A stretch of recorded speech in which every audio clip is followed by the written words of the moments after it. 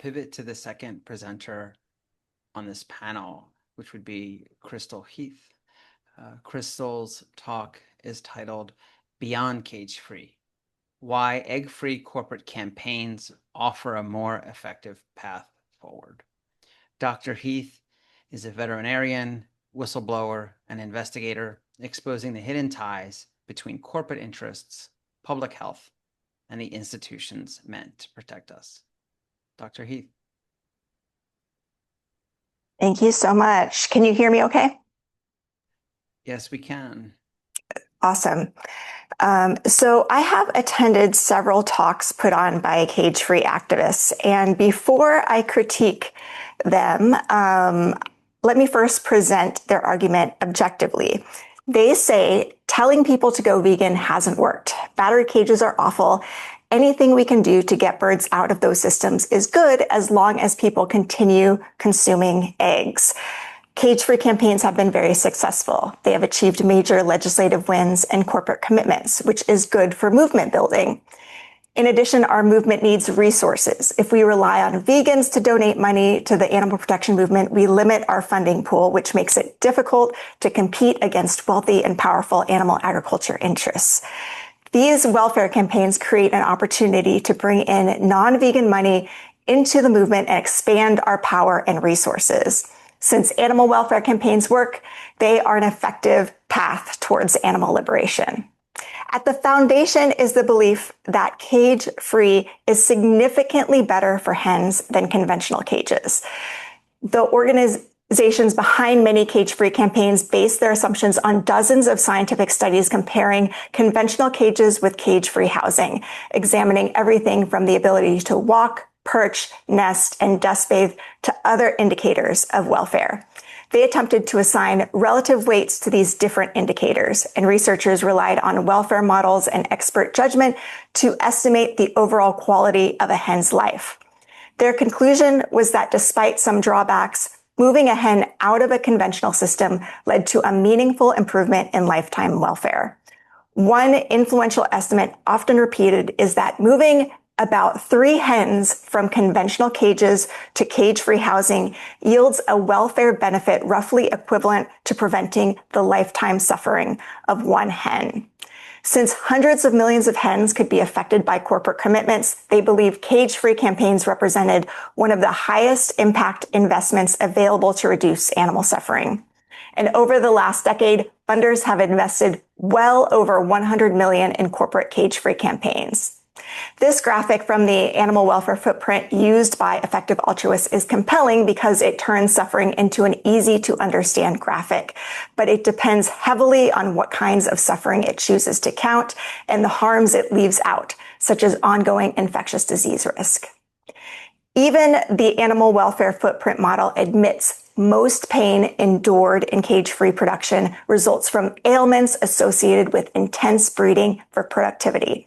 As hens move through large aviary systems, they now have space to move according to this effective altruist model, but they face a whole new set of welfare challenges.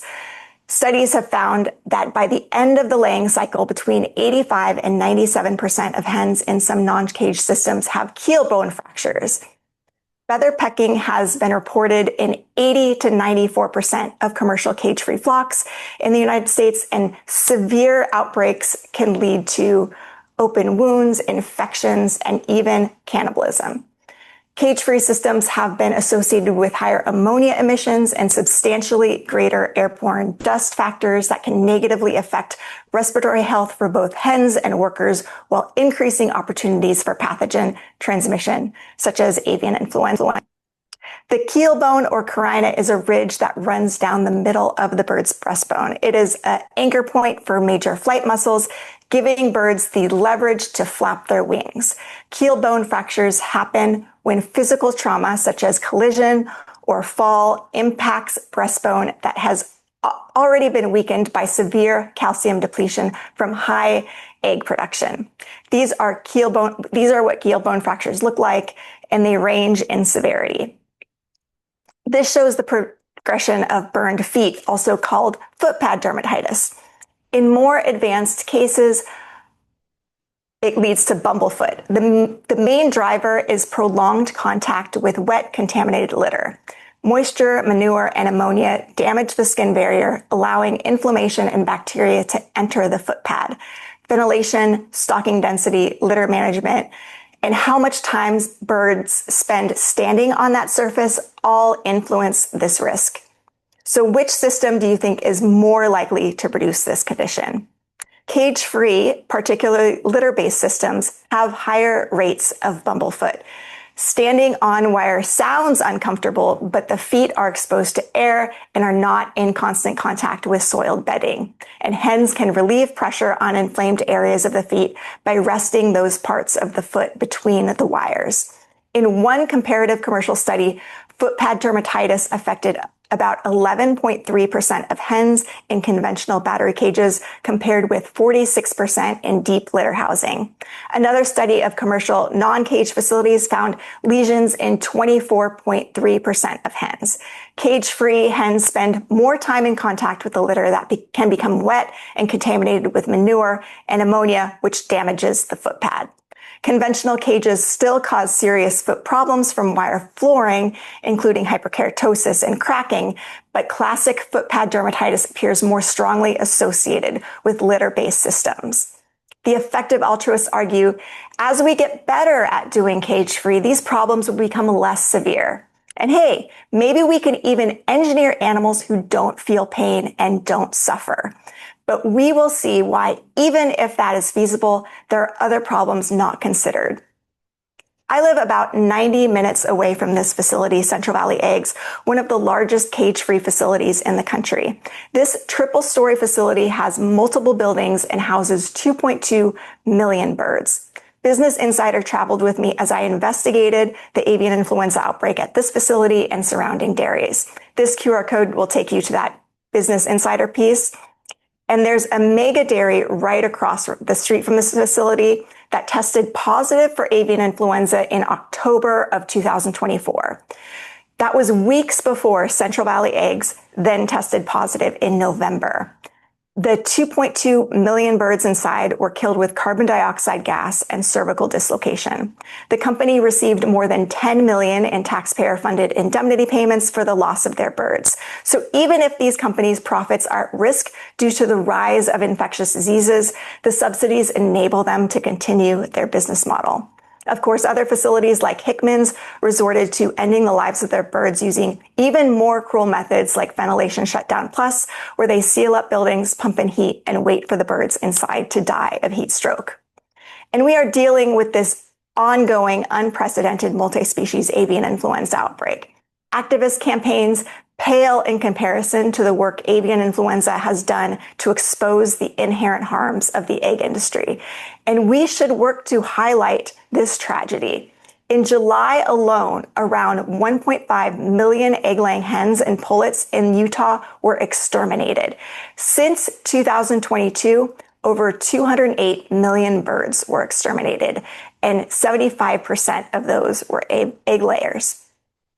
High-density livestock operations are a convenient environment for viruses to spill over from wild animals into livestock.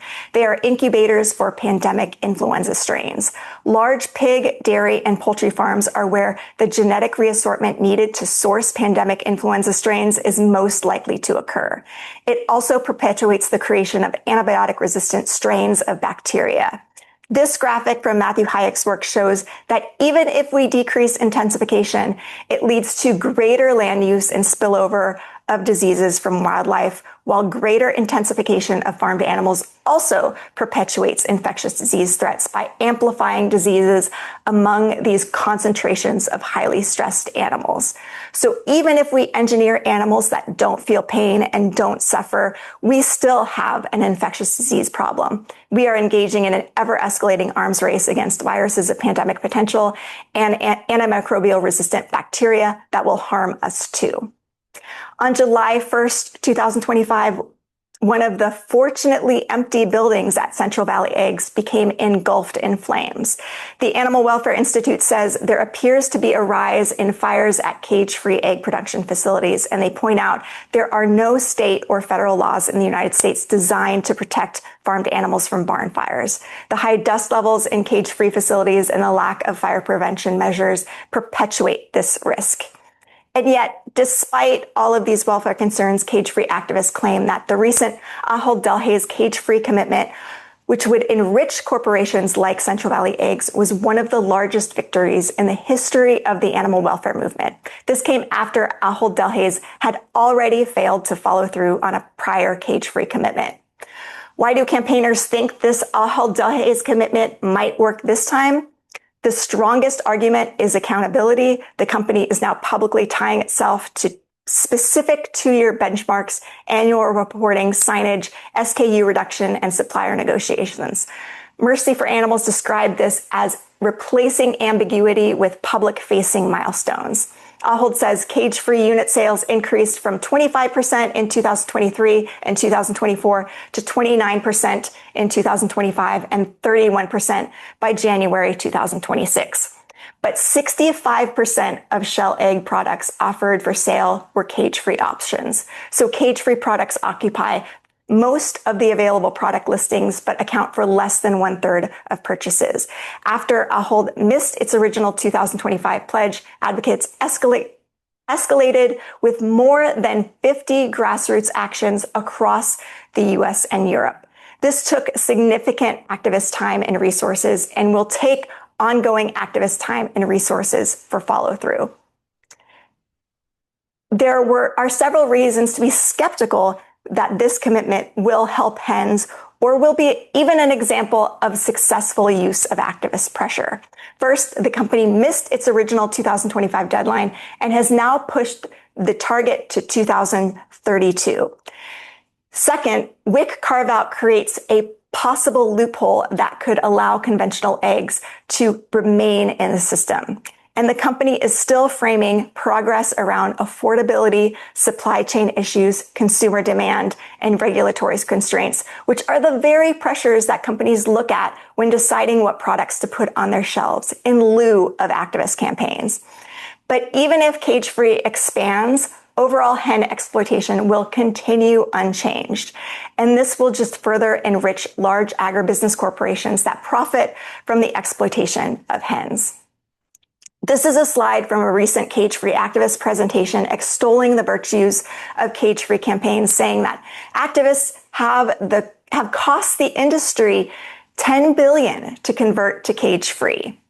But many of these companies would have to build new facilities anyway. Conventional egg facilities are not permanent. Their useful life is generally around 20 to 30 years, and much of the internal equipment wears out even sooner. So when an aging cage facility reaches the end of its life, we face a strategic choice. We pressure the company to invest millions of dollars in a new cage-free facility that could continue producing eggs for another 30 years, or do we use that moment to redirect investment towards a fundamentally different food system? The same capital could support animal-free protein production, new product development, supply chain diversification, or facilities that do not depend on exploiting hens at all. Cage-free campaigns do not simply remove cages, they finance and entrench the next generation of egg-free infrastructure. Are we really ending an industry or renewing its assets for decades to come? Cage-free activists argue they are increasing the cost of producing eggs. Yes, cage-free does cost the industry more. How much more? After construction, cage-free facilities, the additional day-to-day operating costs for a producer who has already converted cage-free housing range from 19 to 28 cents more per dozen. Other analysis indicate that the full cost of production, including housing, depreciation, equipment, labor, feed, mortality, and lower stocking densities, is slightly higher, around 26 to 31 cents more per dozen. But economic analysis evaluate the cost of converting an entire production system to cage-free. Those include capital investment, financing, construction of new facilities, And those costs, which they'd have to endure anyway, are roughly $66 to $1.81 per dozen. But does that increased cost actually hurt the industry? Cage-free eggs became a premium priced product. In 2025, Americans produced roughly 7.5 billion dozen eggs, and about 44% of those were cage-free. Retail prices show cage-free eggs selling for an average of $2.80 per dozen, compared with $1.26 for conventional eggs. That's a premium of $1.54 per dozen. Multiply that across the 3.3 dozen cage-free eggs, 3.3 billion dozen cage-free eggs sold each year, and it represents $5.1 billion in additional annual revenue compared with selling those same eggs at conventional prices. So cage-free has become a higher value product for the industry. After all that is said, one of the most common arguments against my criticisms of cage-free campaigns is, if cage-free benefits the industry, why did the industry fight so hard against it? Individual producers, grocery stores, hotel chains, and the egg industry don't make decisions based on the same incentives. An individual producer will ask, will spending millions to convert my facility make my farm more profitable than my competitors next year? If the answer is no, there's little reason to switch voluntarily. And moving first could put that producer at a disadvantage. A grocery store may be worried that its cage-free eggs aren't selling and that customers are going to buy eggs elsewhere. But the industry asks, will this help preserve consumer confidence and demand over 20 years? If cage-free reassures consumers, protects retailer relationships, supports premium pricing, and keeps people buying eggs, then the industry as a whole can benefit from the free activist marketing. In fact, this change could put smaller producers out of business and lead to even greater corporate consolidation and a more united and powerful industry that is harder for us to fight. Companies routinely oppose regulations that require massive upfront investments. Automakers fought seatbelts, chemical companies fought the ban on ozone depleting chemicals. Dairy producers fought pasteurization. In each case, companies resisted paying the cost of change. But once everyone was required to comply, the industries adapted, marketed the new standard, and continued to grow. And the egg industry is no different. Disturbingly, despite all other protein options available, demand for eggs is increasing, and activists are doing free marketing for the egg industry. And demand for cage-free is increasing. Yay, we were successful, but is that really the goal we were seeking? Can we really change people's diets? After all, the percentage of people who are vegan hasn't increased. But foods that were once permanent staples have fallen out of favor. Ambrosia salad, Twinkies, and Wonder Bread, and seed by some. Eggs can change in popularity too. Most people care about animals, workers, and their own health. But information alone rarely overcomes convenience, habit, price, and availability. That is why we need to create an ecosystem in which better choices are easier for people to make. We do not rely solely on consumers to demand seatbelts and fuel-efficient cars. We change standards and incentives. Corporate campaigns can do the same by encouraging the removal of egg ingredients from products and on menus, and making better options the accessible default. Corporations have repeatedly created markets for foods and drinks that were once unfamiliar or highly niche. Just 40 years ago, espresso-based specialty coffee was not ubiquitous in the US as it is today. Sushi was also far from mainstream, and the California roll was developed in the 1970s to make it more approachable to American consumers. Oat milk is sadly replacing the far superior soy milk at many places, and hummus is standard in ordinary US supermarkets and restaurants. With thoughtful product development, marketing, and availability, corporations could make beans, fruit smoothies, and other egg-free breakfasts convenient, familiar, and desirable. Though egg-free ingredients are usually more affordable, our current system of subsidies makes it easy for corporations to profit from eggs. With the rise of diseases like avian influenza, Our dependence on animal-based protein is threatening our food security and could threaten corporate profits if they weren't propped up by a system of subsidies. Research shows supporting animal-free food production could save us $7.3 trillion globally in health burdens and ecosystem degradation. If you want to join us, scan that QR code and share this with your veterinarian, because unfortunately, some people don't trust vegan activists as much as they trust veterinarians when it comes to animals. The industry relies on veterinarians to protect public trust and confidence in its products and to maintain its social license to operate. Thank you so much for your time, and please feel free to reach out with any questions, concerns, or to collaborate. And also, here's my links to follow me on social media. Thank you.